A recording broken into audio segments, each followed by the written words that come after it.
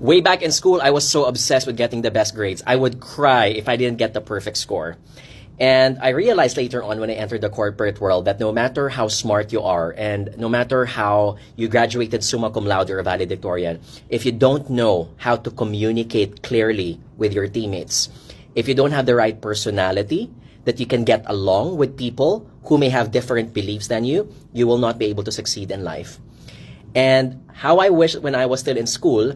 I should have spent more time in my school orgs, spending more time training myself on how to become a good leader, train myself on how I can join activities that will later on train me on how to manage my finances, how to manage socializing with other people, how to improve my public speaking skills.